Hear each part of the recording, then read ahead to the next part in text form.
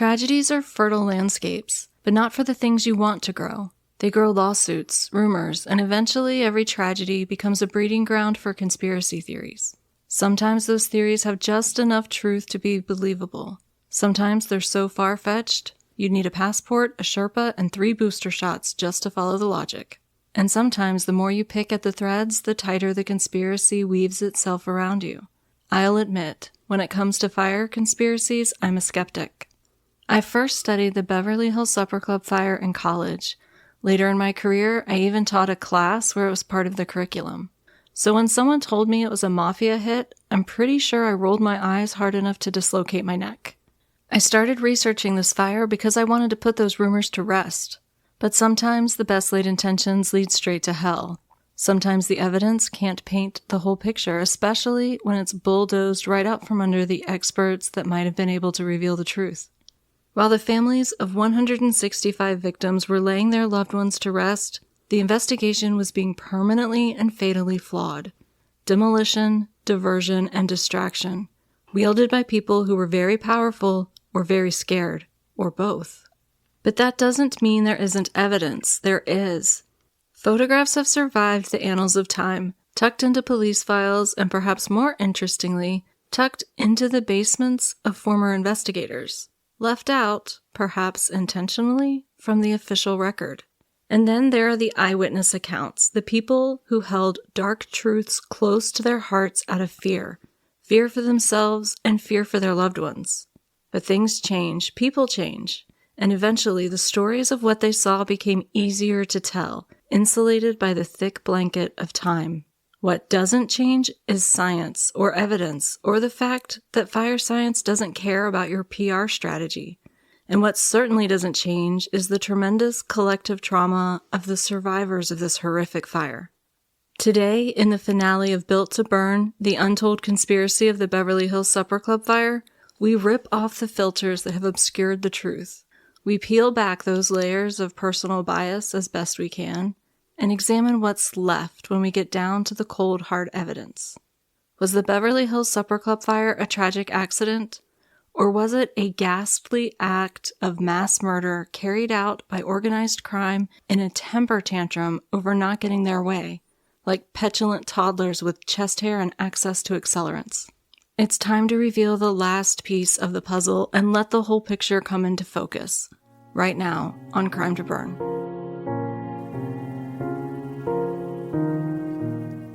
Welcome to Crime to Burn, where we explore the dark, sooty landscape where true crime intersects with arson and criminal negligence. Join us as we sift through the ashes to bring you the story of what really happened.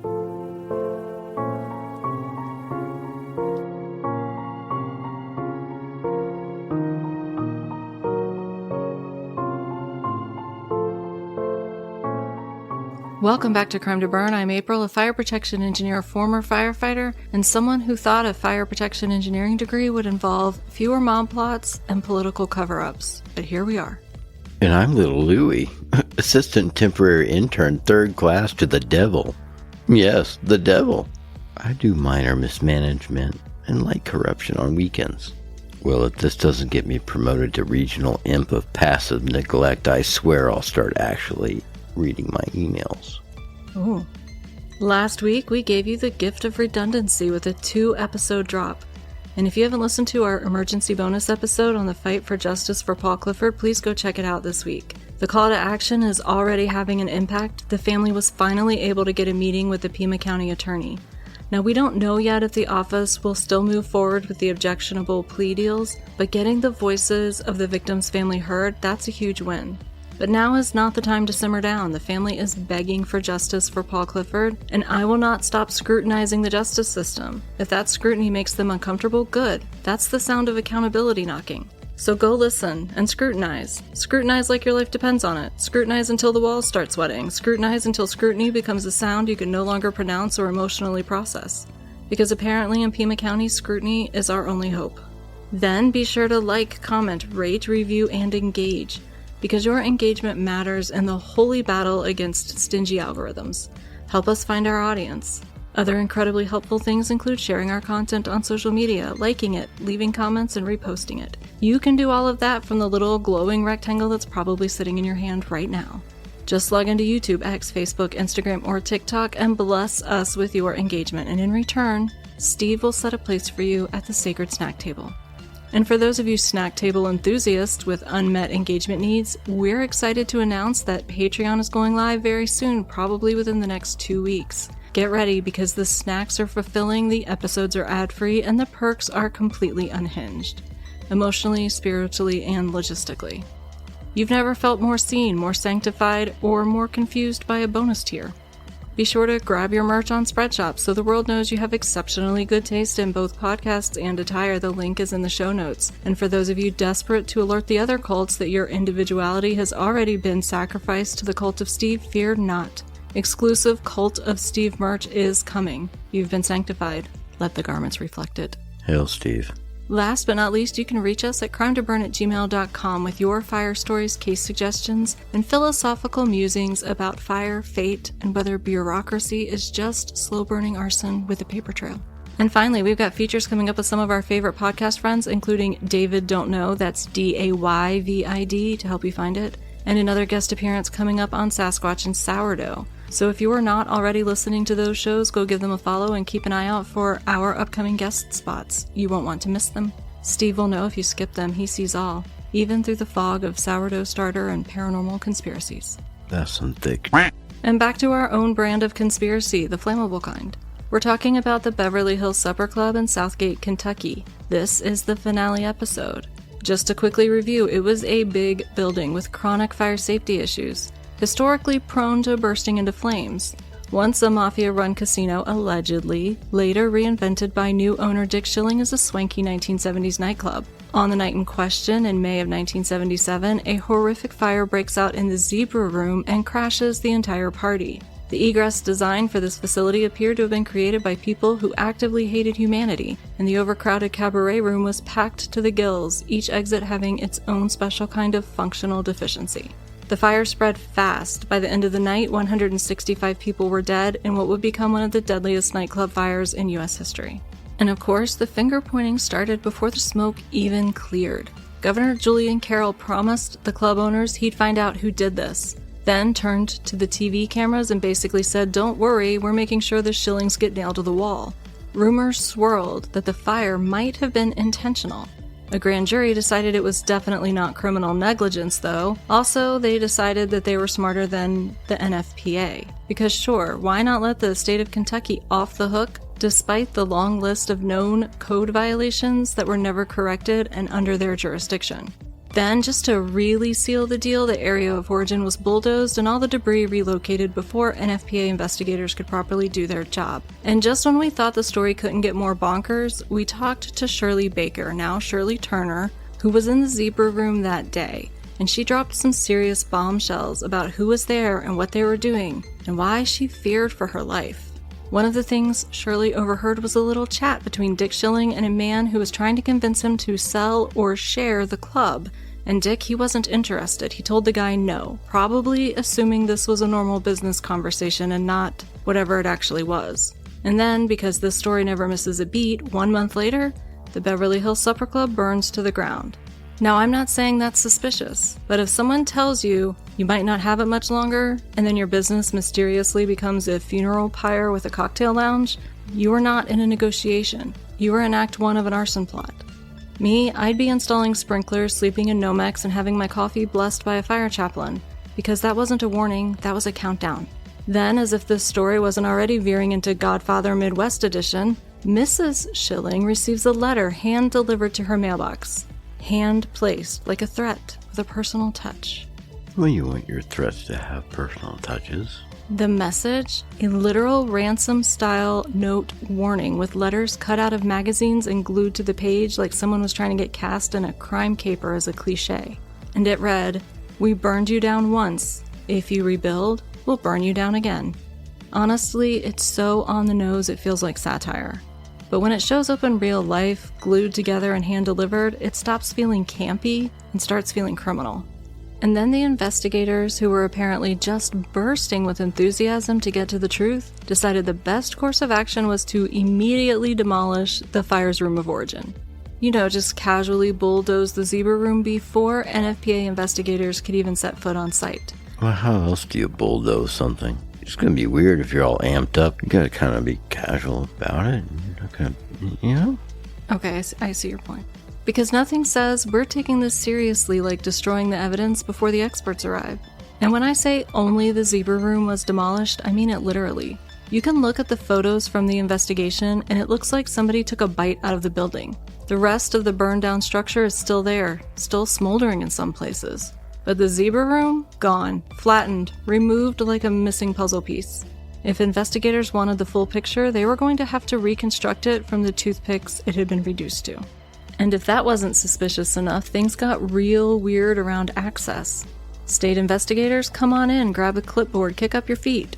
Federal investigators, we're gonna need to see some credentials, 3 forms of ID, know your blood type and your cousin's address, and if you don't mind, please restrict your viewing to this one hallway and absolutely nowhere else. Now that might be an exaggeration, but witnesses said the Kentucky State Police got noticeably cagey about who could come in and what they could see, and when they could see it. And if you've ever worked a fire scene, you know that this was not normal. And you don't have to be a conspiracy theorist to see flags waving like it's the 4th of July. Only all of these flags were red, and they were surrounding a fire scene where over 150 people perished. And then the civil attorneys started circling, making long lists of potential defendants you could sue the pants off of, like some kind of macabre Santa Claus who deals in naughty by association lists. Leading the charge was Stan Chelsea. His mission? To frame this fire as everyone's fault. Everyone who had maintained a healthy distance from the mob, that is. Because Chelsea wasn't stupid, he enjoyed breathing. So instead of naming anyone who might actually send a message via brick or bullet, he went after the manufacturers of the wiring, contractors who dared to twist a screwdriver within a 1-mile radius of the club, and of course the utility companies, because why not? When all was said and done, Stan Chelsea had named 1,151 defendants, each allegedly culpable in some way. Most of those companies' insurance carriers took one look at the body count, the courtroom, and the legal fees and said, you know what, we're good, and they settled fast. In under 3 months, Chelsea walked away with roughly $20 million in settlements from over 1,000 companies. It was one of the most efficient legal shakedowns in history. The guy basically filed a lawsuit and then printed a check. That's pretty impressive, really. But do you know who didn't pay? The state of Kentucky. Chelsea tried to sue them too, but the state claimed sovereign immunity. We're untouchable, which is legal speak for you can't sue the fire marshal just because we ignored every code violation even though it was our job not to. But here's why this matters. Stan Chelsea spent years shaking out every scrap of information and evidence he could find about the fire. Not to uncover the truth, but to build a case that would make the tragedy look like a horrible accident, because accidents mean payouts. He was even quoted by a witness saying, "There's no money in arson." And he wasn't wrong, at least not from a civil litigation standpoint. If the fire was intentional, it was criminal. If it was accidental, it was billable. So Chelsea leaned all the way in. Every fact, every photo, every fragment of testimony that hinted at arson, quashed, suppressed. Because his payday depended on preserving the illusion of a tragic accident made worse by bad building materials and worse decisions. And I guess for some lawyers, payments are an acceptable substitute for justice. And that means the press cycle, it wasn't reporting on a fire anymore. It was being spoon-fed a carefully curated narrative, a diet of complex evidence pre-chewed and seasoned for maximum financial benefit to Chelsea.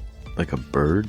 Then broken down into easily digestible bites the public could swallow without asking too many questions. And people were interested in this fire, obviously, so they picked up their knives and forks and ate what was served to them. And just like that, one man's intentions solidified into the, quote, well-known facts, unquote, that everyone accepted at face value. Well, almost everyone. This episode is brought to you by Vomit. Bring a knife and fork.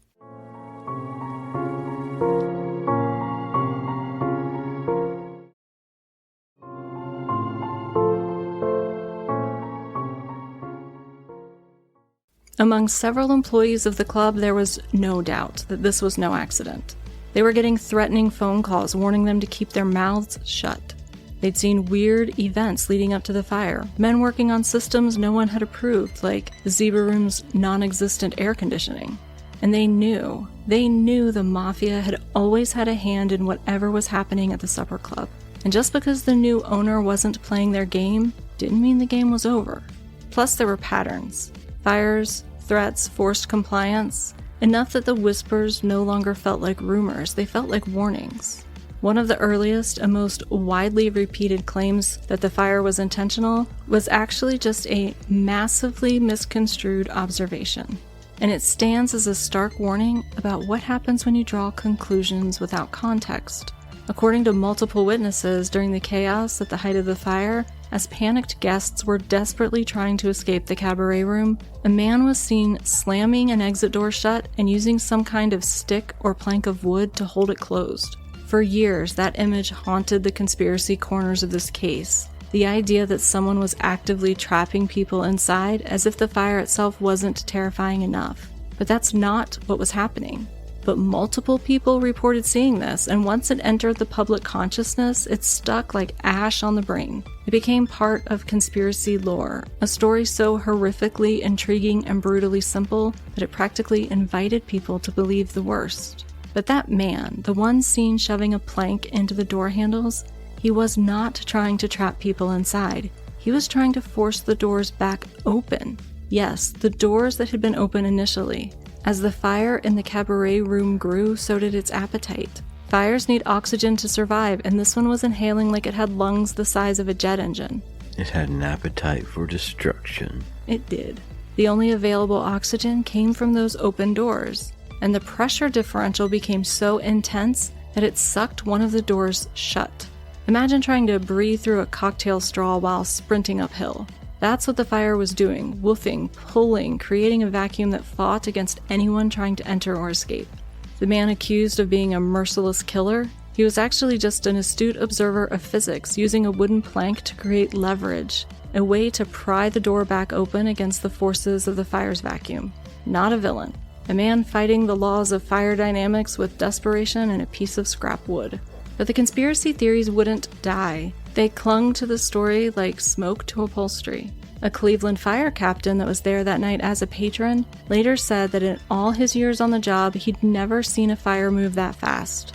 He suspected accelerants. And that single statement was all fertile minds needed to cultivate a whole new narrative, one far more sinister than the assertions that it was all an accident.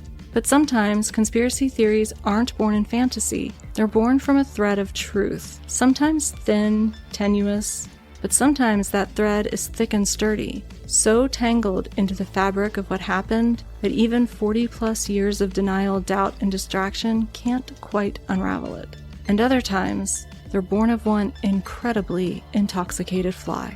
I am not joking. I did not make this up. This is by far my favorite part of Robert Webster's book, not because of its scientific merit, but because it might be the only time in all my years of reading true crime that I actually laughed out loud. And let's be honest, true crime is not a genre known for its knee slappers. Here's what happened. Remember Shirley Baker's account of the mystery men painting a milky white substance onto the walls of the Zebra Room and surrounding corridor? People she'd never seen before, who had children with them, by the way? And they were wiping down the walls like they were prepping the scene for an HD TV demo day. Well, she wasn't alone. Multiple staff members corroborated those sightings, and one of those kids, now grown, has confirmed Shirley's account, but we'll get into that in a minute. But shortly after those mystery painters left, things got weird. Employees started complaining of chemical smells, headaches, eye irritation, a general something's off vibe in the air.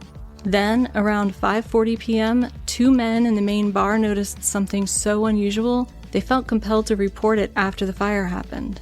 They said there was a smell like a slaughterhouse, something rancid. And then, on the bar itself, they noticed a fly, but not just any fly. This fly was allegedly staggering, walking like it had downed 3 shots and a regret smoothie.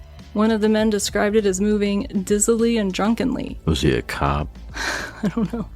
And this became evidence That's right, the drunken barfly, literal not metaphorical, was cited as potential proof that vapors from an accelerant had filled the room and caused neurological damage to a fly. Now, to my knowledge, no entomologists were called in to testify about substance-induced insect impairment, and I'm certainly not qualified to weigh in on the matter.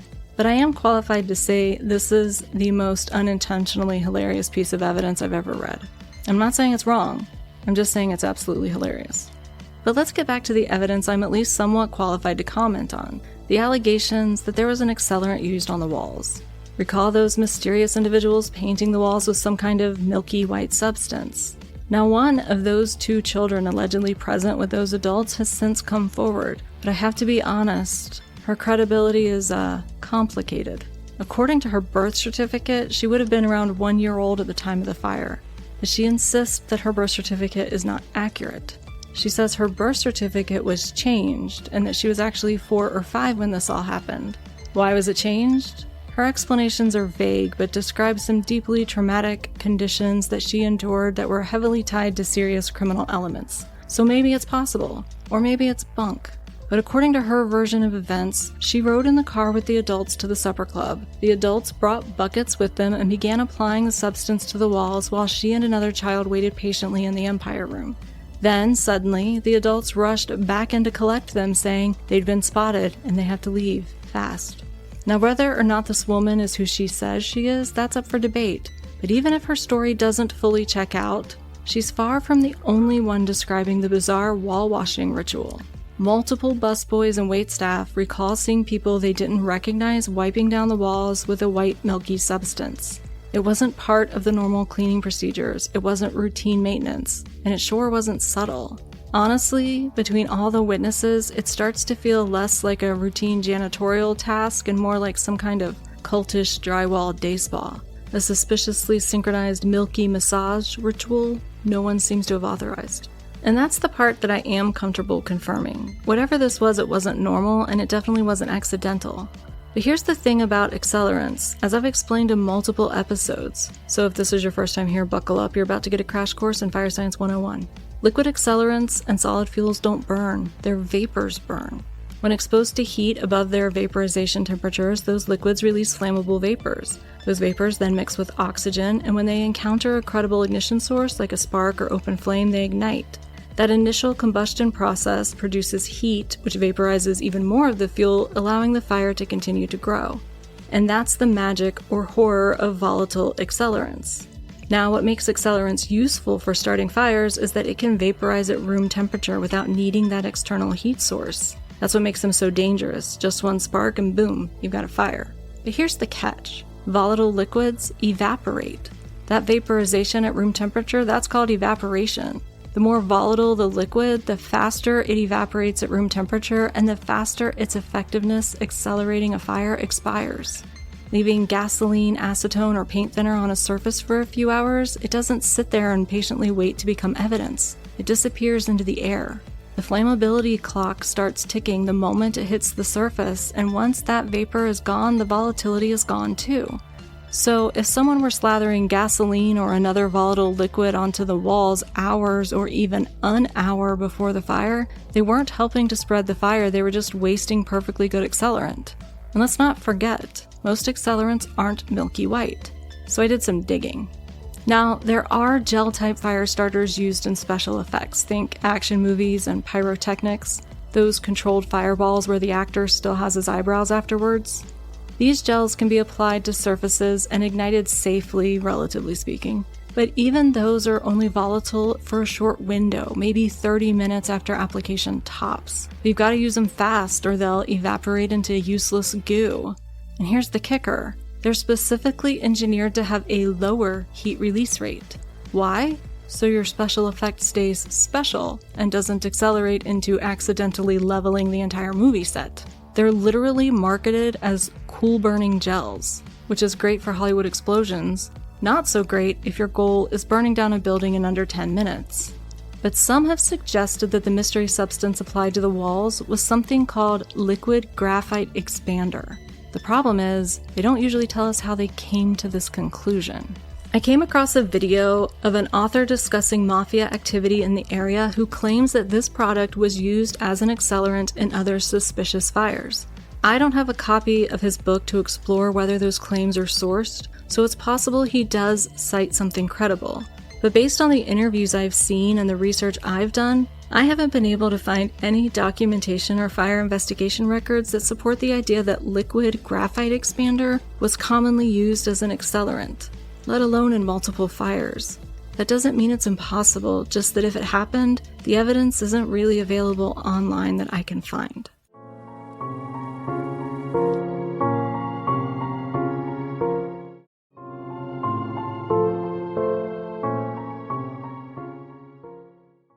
Now let's talk science. Graphite expander is a real product. Now, it's often suspended in solvents, waxes, or oils which can be volatile. In that liquid form, yes, it is potentially flammable, but once it dries, it's no longer volatile in the way true accelerants like gasoline or paint thinner are. Remember, as we've talked about before in this podcast, it's not the liquid or solid itself that burns, it's just the vapor. Accelerants work because they vaporize at such low temperatures, it makes them easy to ignite. But once that vapor's gone, so is the volatility. The only potential exception here is if the graphite was suspended in something like wax or resin. In that case, the dried coating could have theoretically contributed to flame spread by adding fuel to the fire. Not by causing the fire to start, but by making it grow a little bit once ignition occurred. And while that's interesting, it's a far cry from calling it a common accelerant. So if someone was applying this stuff to the walls thinking it would help spread the fire later, they either didn't understand the chemistry at all and didn't realize that volatile liquids, once dried, don't behave as accelerants. We're using a completely different substance, which is possible, maybe some sort of polymer or resin, or they had some other purpose that we just don't know. Whatever it was, it looked weird enough that multiple employees remembered it decades later. And when you combine that with the reports of strange chemical smells, people getting headaches, and a suspiciously tipsy fly, which yes, we're still laughing about, it's not hard to see why the theory started to take root. So I'm classifying the theory of accelerants on the walls as questionable at best. And as for the frequent claim that the fire moved unnaturally fast, let's talk about that. This was a big building, sure. But we tend to overestimate how much oxygen is actually available in a big building. Fires don't just need oxygen, they need a lot of oxygen. And based on the layout of the supper club, there weren't endless sources of fresh air. The two main ventilation pathways were the front entrance and the long, narrow corridor stretching toward the back of the building, where multiple doors were wide open because of the evacuation. What you essentially had, thus, was a wind tunnel. The fire, seeking more oxygen, would have been pulled down that corridor like smoke through a chimney. And yeah, I absolutely believe the firefighter who'd said he'd never seen anything like it, because most house fires don't come with their own built-in wind tunnel. But if you understand fire growth and dynamics, this level of rapid expansion isn't actually that surprising, especially when you consider the materials used in the building had very high heat release rates. The haphazard renovations created massive concealed spaces where the fire and heat could build undetected for a long period of time. And once that fire broke out of confinement, it transitioned instantly from a ventilation-limited to a very well-ventilated fire with a corridor that performed as a wind tunnel. That is exactly the kind of condition that causes explosive fire growth. So while it may have looked suspicious, the speed of fire spread here actually tracks with what we know about fire behavior, especially in large, poorly compartmentalized buildings with a large fuel load fed by directional airflow. In fact, in a typical home, you can hit flashover in 2 to 3 minutes depending on ventilation, and that's not in rare cases, that's common. I think the problem is most people dramatically underestimate how fast fires move, especially when the fire finds an aggressive ventilation path with directional airflow. Then there's the matter of the mystery workmen in the building. We already talked about Shirley confronting the men in the zebra room ceiling the day of the fire, but other employees reported seeing men down in the basement days earlier, allegedly running new wire for some HVAC repairs. And when those employees later asked the Shillings after the fire what those men had been doing in the building, the answer wasn't reassuring. In fact, according to multiple accounts, the Shillings had no idea who the men were and hadn't authorized any work to be done. Let me just rephrase that for emphasis. People were in their building for days, messing with electrical systems in the ceiling and in the basement, and the owners didn't even know they were there. Now, this was a big building with a lot of frequent renovation work, but even so, that's not just a red flag. That's a red flag wearing a trench coat, sneaking through the shadows, whistling a suspicious tune. Or maybe it's just the free-range electricians union. And yes, multiple sources agree that the mafia had its claws in the area. No, Dick Schilling wasn't selling to them, and no, he wasn't bowing under pressure. And that earlier fire, the one that had derailed the club's first planned grand opening, that wasn't just a coincidence. That was a message, loud, clear, and utterly unsubtle. Whoever lit that fire made sure to leave behind a gas can sitting right next to where it was started out in the open. No attempt to hide it, no plausible deniability, just a red threat screaming, "This place is flammable, and so are your ambitions." Schilling, for his part, allegedly ignored the message, and he moved forward with the club, rebuilding it again. And while no one has produced any evidentiary photos of the message Mrs. Schilling allegedly received, reports persist that she was sent one of those cliché ransom-style threats, you know, the type, letters cut from magazines and glued to paper like a dollar store Zodiac. The note supposedly warned the Schillings not to rebuild, claiming, "We burned you out once, if you rebuild, we'll burn you out again." Can I corroborate that? No. Can I say for certain it didn't happen? Also no. What I can do is put on my skeptical fire protection engineer hat and point out that if this fire was arson, it sure would have taken some of the heat, pun fully intended, off of the Schillings. Because otherwise, they were the ones who opened a packed nightclub that didn't even come close to meeting code. A suspicious fire and a threatening note? Well, that shifts the narrative from negligence to victimhood pretty quickly. Now, I'm not saying the note was a PR hoax, not necessarily. What I'm saying is it's impossible to know for sure, and we should stay honest about what's confirmed and what's reported and what might be just convenient. So just to recap, the charming death trap that was the Beverly Hills Supper Club didn't have enough exits. It had an open stair that violated code. It featured unpermitted additions cobbled together like an architectural version of Frankenstein's monster. It lacked fire stops, and it lacked proper fire compartmentation. And the finishes.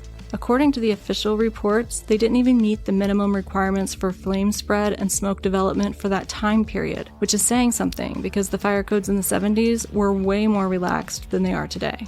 This place was a flammable tumor that wouldn't stop growing, oozing additions and extra rooms, metastasizing beyond what any fire inspector could keep track of, assuming anyone was even trying.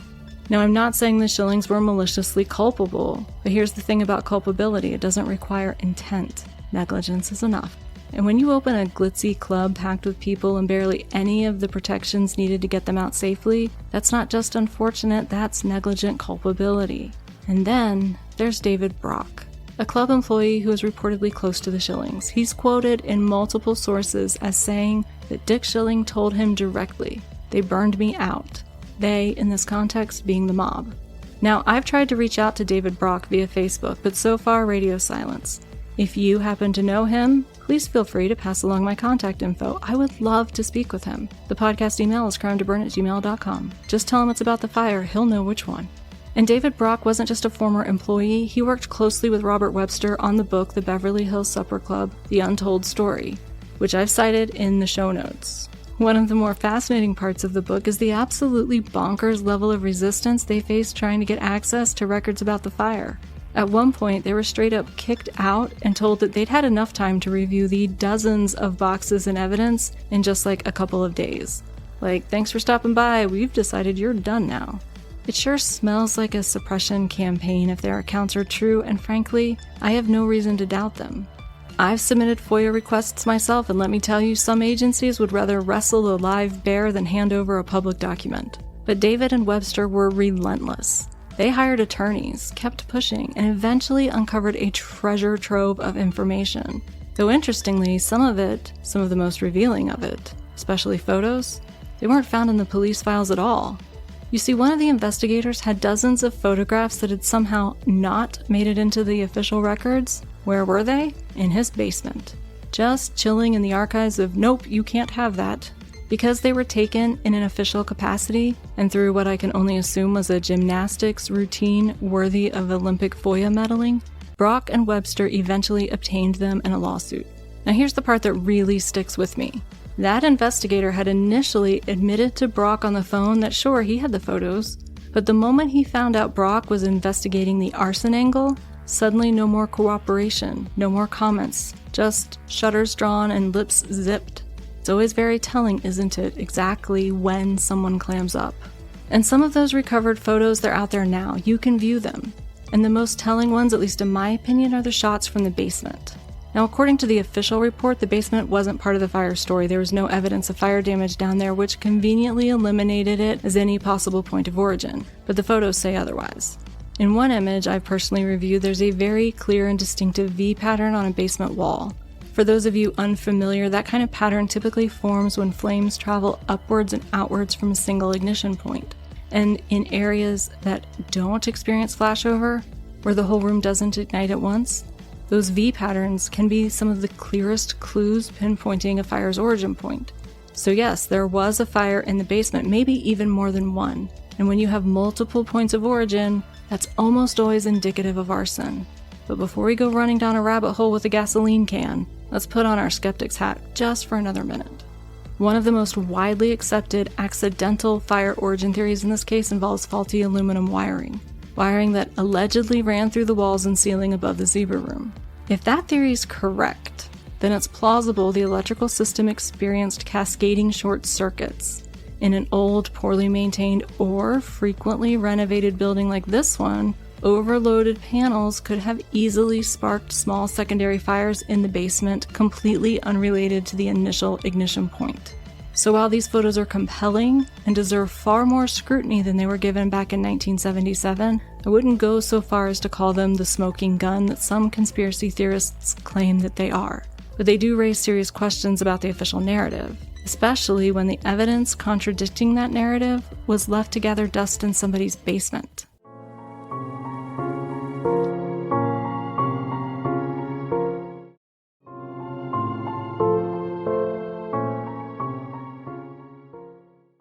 Another basement photo that's made the rounds show part of an air conditioning unit, and it's become a bit of a darling among arson theorists. They claim it blew out during the fire. And yes, I'll admit the photo does show some warped metal, a panel appears to be missing, and part of the remaining edge is visibly bent outward and torn in a way that might suggest some kind of internal overpressurization in the ductwork. But let's step back and look at this skeptically. We can't tell from a photo what this piece of metal looked like before the photo. Could it have already been damaged and heat from the fire caused expansion? Could it have been overpressurization from a small explosion in the duct? Could it have been someone intentionally damaging the duct in a way to make it appear suspicious? All feel remotely possible, but all feel not quite right. All worth considering, but with a skeptical mind. Because here's the thing. When you believe a fire was intentional, you start interpreting every bit of damage through that lens. You're looking for signs of tampering, explosions, overpressure events, planted evidence. And if a chunk of sheet metal happens to look a little wild, well, that's all the confirmation you might need. Confirmation bias isn't just a term for courtroom drama. It's a real psychological trap that can warp how even trained observers interpret chaotic scenes like this. So, does this blown out AC panel scream arson to me? No, but it does scream maybe. Which is a word that is showing up far too often in this case for anyone to feel good about the so-called final answers. But here's where things get really interesting and frustrating. Multiple sources claim that investigators, particularly those working independently of the official inquiry, uncovered evidence of timing devices in the basement. Timers, as in the kind of thing you would use when you want to delay ignition until you're long gone. Now that would be a smoking gun. That would be the kind of evidence that doesn't leave a lot of room for ambiguity. You don't usually install a timer in your wiring panel for funsies. If timers were found in a part of the building that had never authorized electrical upgrades, that's not just suspicious, it might be damning. But here's the problem. Where are the photos? I would love to see one. I'm not asking for a 4K high-res crime scene layout, just a grainy 1977 Kodak snapshot of something that looks vaguely like a timer, nestled in the ash and wiring mess.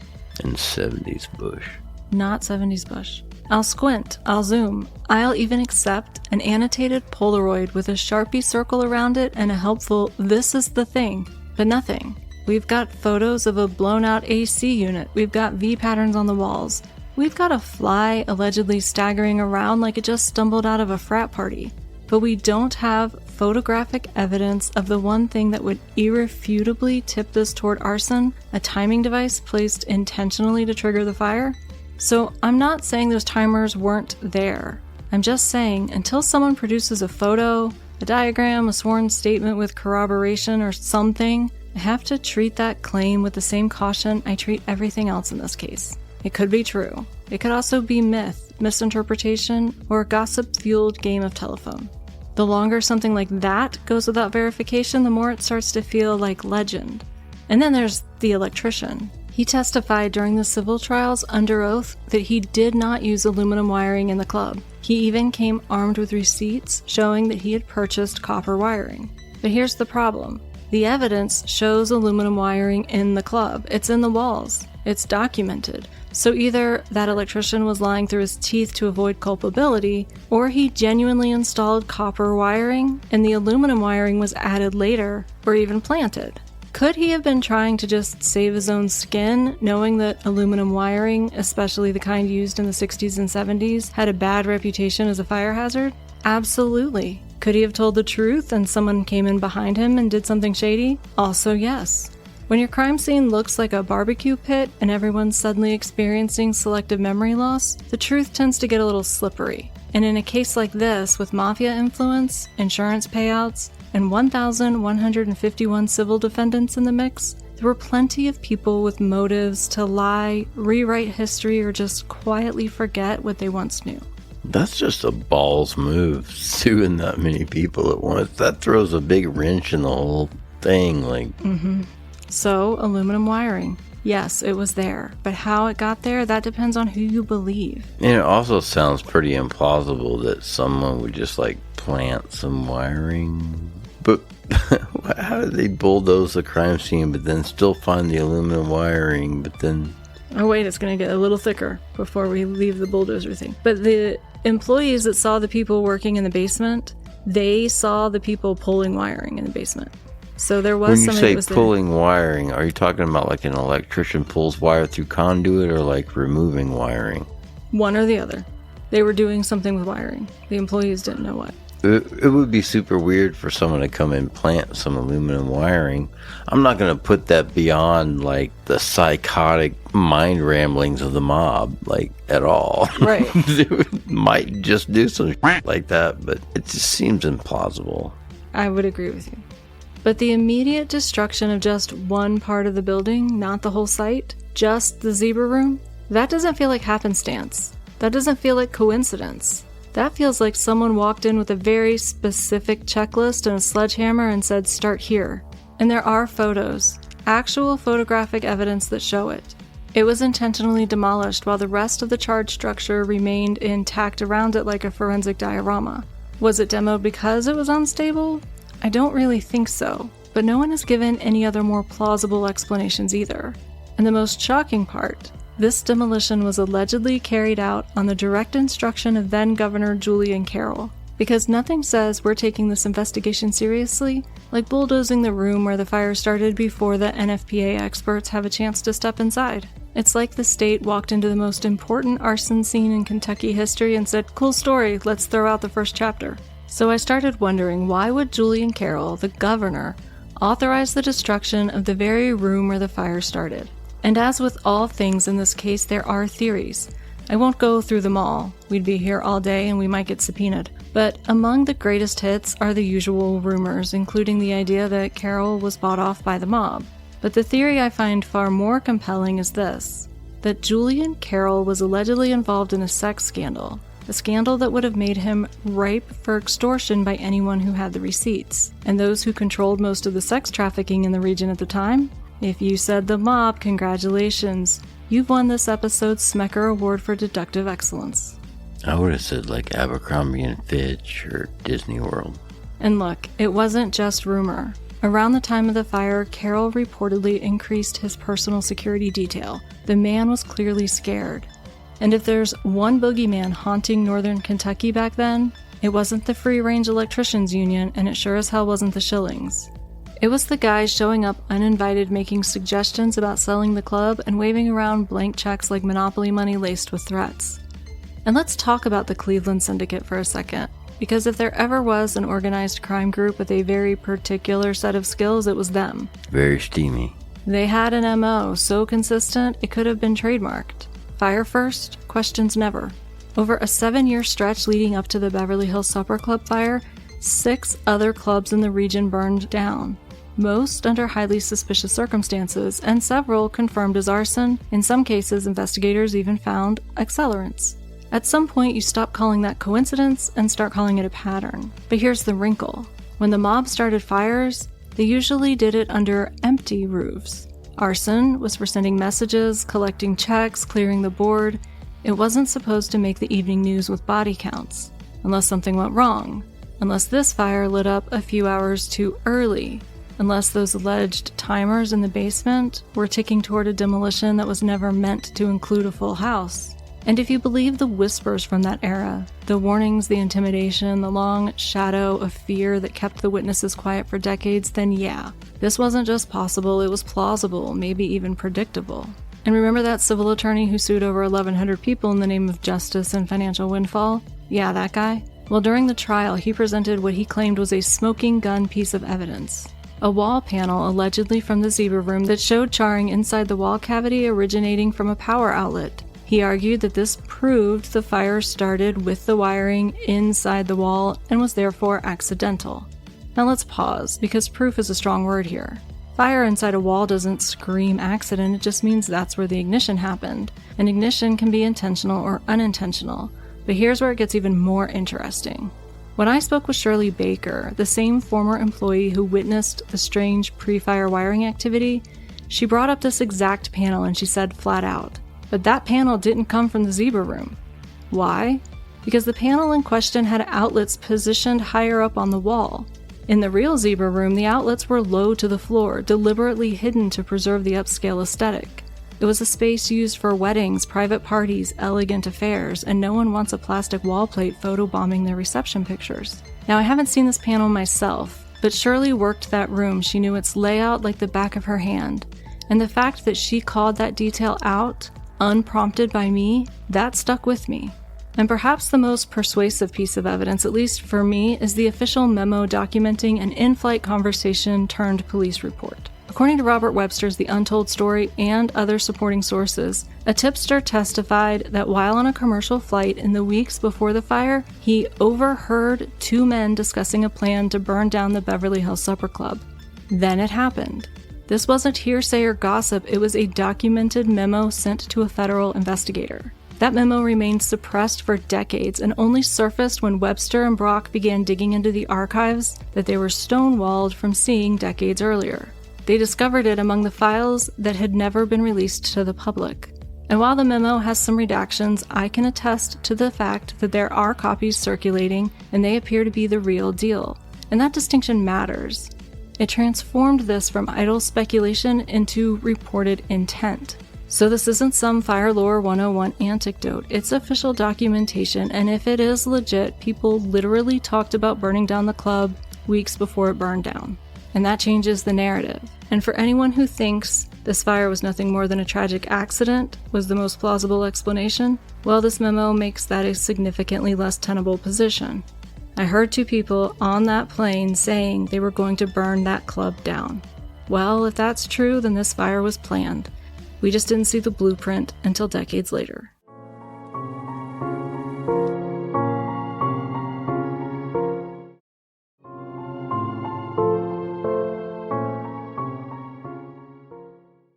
From fast-moving flames to drunk flies to mystery white substances, mafia influence, and code violation, there is certainly a lot to consider. So what do I think?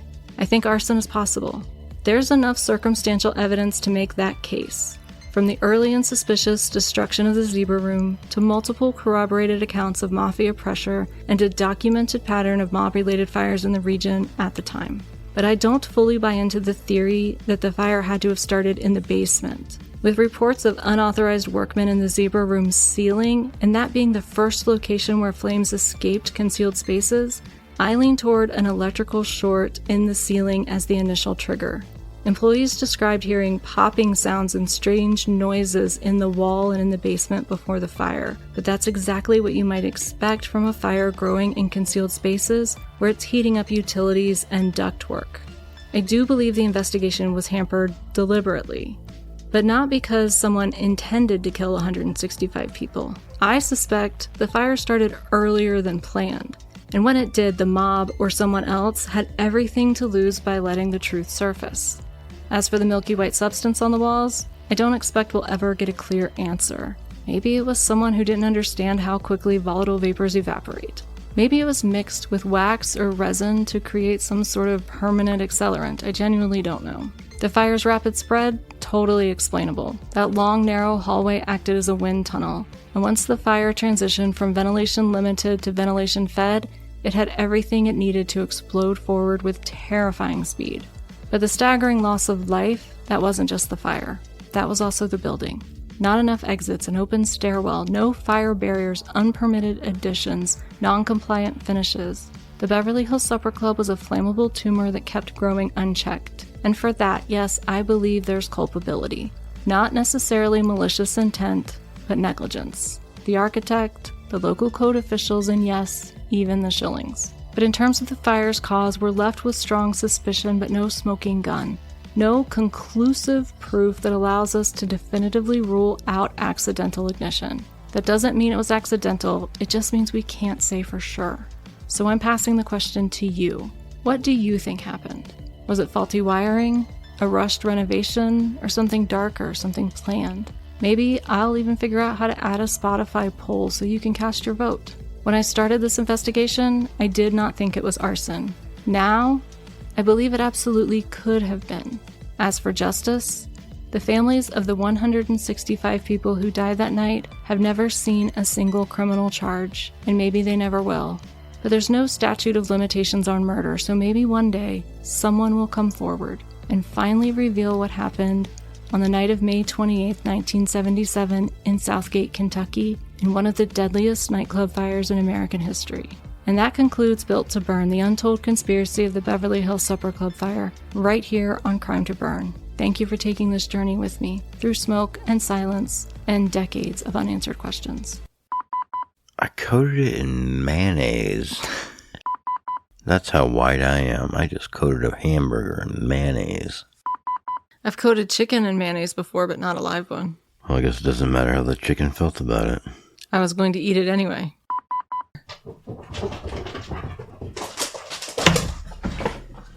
Well, you know how to make an entrance. He's just running almost ass first everywhere. He's a chaos donkey. I'm not apologizing to plastic. I'm notorious for not being able to math. I have an itchy nipple. Thanks for sharing. My nipples feel fine. I mean, let's stare at each other awkwardly. Disassociation. I tell you, a spider fell off the ceiling into my lap the other day.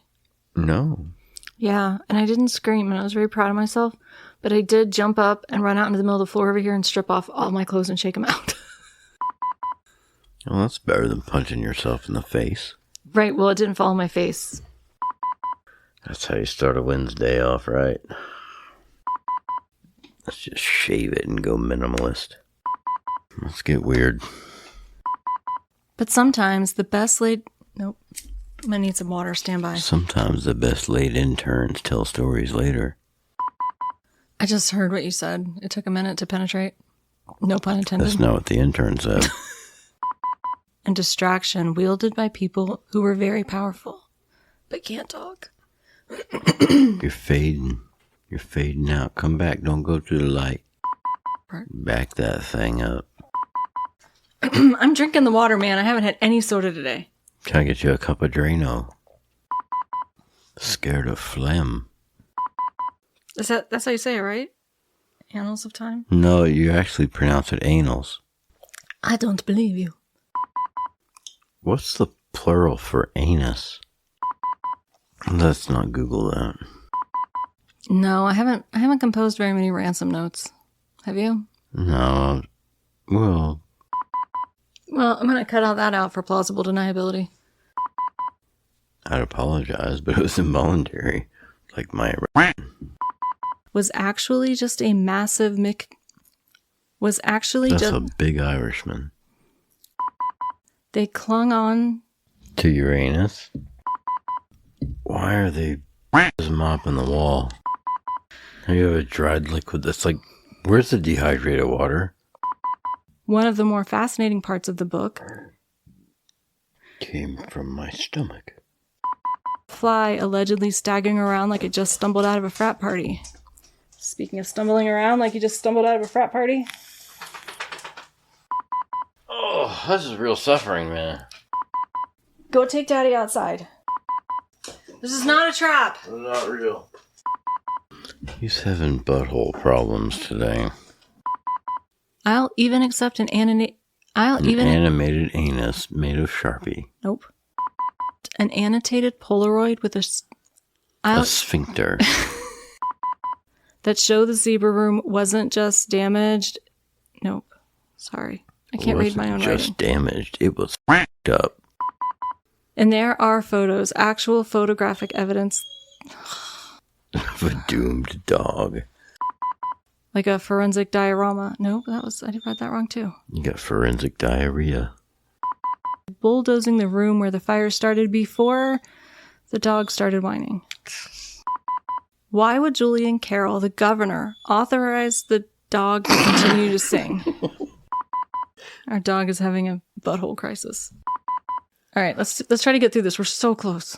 It's like trying to concentrate on orgasm. That's not at all what it's like. This interruption is brought to you by random dog anxiety. You know, back in the 80s and 90s when there was no Google. I remember that. I was the Google. I believed everything you told me. Only about 35% of it was bullshit. Maybe it was semen. Let's hope not. What's another word? It's not really an ignition source. A light ego Bernie. Finger guns, bitch. I'm so sorry you had to record after taking Benadryl. I know you're dying over there. Oh, it's not your fault. I feel great. My husband was bitten by some sort of creature today that has triggered his immune system to overreact, and we have had to suppress it with Benadryl and bite stick. You look like I've been torturing you for the last hour and 48 minutes and 26 seconds. Oh, there's probably reasons. I forgot all context. Steve says, let the chips fall where they may, so I grease the floor. They told me to fan the flames metaphorically. I bought a leaf blower. Steve doesn't do evil. He just sets the thermostat to uncomfortable and walks away. So, in conclusion, I'd just like to say, wow. Steve taught me that he's not evil. He's ambient malice. You're handing me a whole MacBook. I will not drop it, for I remember how much it cost. Hey, you. Yes, you. Sentient sack of skin and indecision. Well, that's why your aura smells like wet cardboard. If the universe hands you gasoline, don't ask why. Ask how many matches. I got too into that. Now return to your designated corner and contemplate the ceiling until further instructions are faxed to your soul. Like any doily in your grandma's house, this is a macabre granny square. This is what happens when Crime to Burn records at night. We've lost all of our steam. And all of the feeling in our ass. And remember, if you see smoke, it's probably just Steve ascending. Or descending. It's hard to say. Time isn't real. That's true, you know. That's why you can time travel. Until next time, stay flammable, stay forgettable, and as always, Steve is watching. You're a brain niggler. Could I get a name tag that says that? I'm here to niggle your brain and tickle your fancy. That's not a verb. That's regurgitation. That's a medical issue that I'm not sure your listeners want to be involved with. And now it's esophagus time, where we discuss the problems with April's esophagus. Is that a basket full of clothes that we never unpacked when we moved? Mm-hmm. I wonder what clothes are in there. What if they're nice clothes? What if they're clothes we like? That we have drawers in the refrigerator because you keep putting stuff in them. Well, you can count on me to put stuff in your drawers. Are you still listening to this podcast? It is over. I mean, just for the week, not like forever.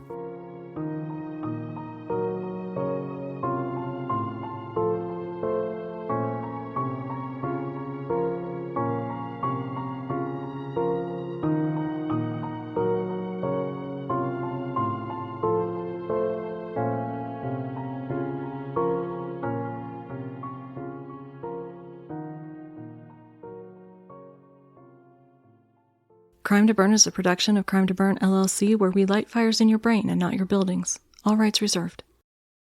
Still spiritually parched after this episode? It's okay, Steve believes in cross-pollination.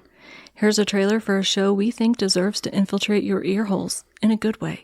Don't forget to leave a 5-star review before you go. Steve is watching.